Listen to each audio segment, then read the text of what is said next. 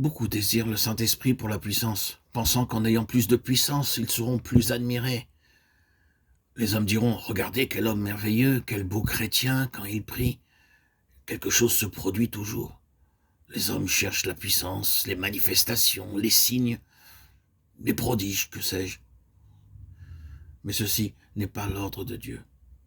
Sa première exigence est la sainteté, et à moins que nous n'ayons le désir d'être saints comme Dieu est saint, le Saint-Esprit ne viendra jamais en nous librement. C'est pourquoi nous rencontrons beaucoup de gens qui désirent ardemment obtenir la plénitude du Saint-Esprit, mais qui sont cependant séduits par l'argent. J'ai vu beaucoup de personnes de nombreux pays qui ont mené des campagnes de guérison à travers ces pays. Ils ont fait de grands panneaux publicitaires. Venez, venez et soyez guéris par tel et tel pasteur.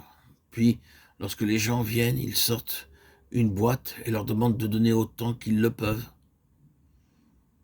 C'est une moquerie.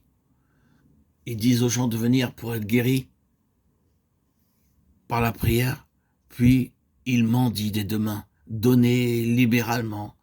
N'oubliez pas la boîte. N'oubliez pas de donner. En vérité, c'est une moquerie. Si Dieu guérit par la prière, pourquoi ne donnerait-il pas de l'argent par la prière?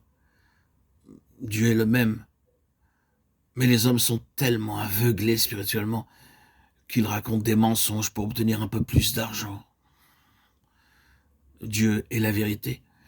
Ainsi, nous devons être saints, alors nous verrons la véritable puissance du Saint-Esprit. Dans Hébreux 9,14, nous lisons combien plus le sang de Christ, qui par l'Esprit éternel s'est offert lui-même sans tache à Dieu, purifiera-t-il votre conscience des œuvres mortes, afin que vous serviez le Dieu vivant. Ici est donné le second nom donné au Saint-Esprit dans la Bible, l'Esprit éternel. Il nous a donné cet esprit pour nous enseigner les choses éternelles. Nous, en tant qu'êtres humains, nous sommes davantage attirés par les choses passagères.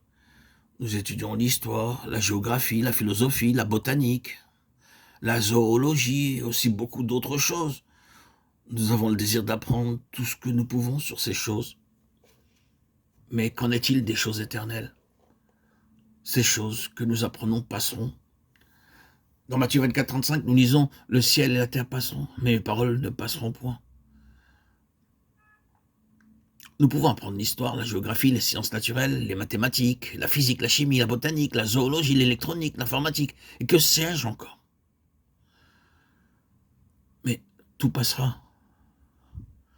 Alors que nous vieillissons souvent, notre mémoire s'affaiblit. Nous pouvons avoir atteint haut niveau dans ces matières avec de très hautes distinctions, mais au bout de quelques années, le souvenir de tout cela disparaîtra. Mais ce que nous recevons de Dieu ne passera jamais. Cela durera éternellement. C'est pourquoi nous avons recours au Saint-Esprit afin de comprendre et d'apprendre les choses de l'éternité et le sens des mystères de Dieu. Lorsque le Seigneur Jésus-Christ commença à parler de ces choses célestes dans Jean 3, 4, Nicodème lui dit « Comment un homme peut-il naître quand il est vieux ?» Notre Seigneur avait parlé de choses éternelles, mais le pauvre homme ne pouvait pas les comprendre.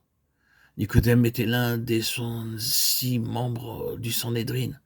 À cette époque, le Sanhédrin gouvernait toute la nation juive.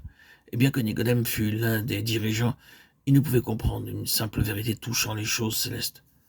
Lorsque le Seigneur lui dit avec douceur « Maintenant, Nicodème, si tu veux être avec moi dans mon royaume, tu dois naître de nouveau. » Il pensait que le Seigneur lui parlait de la naissance physique.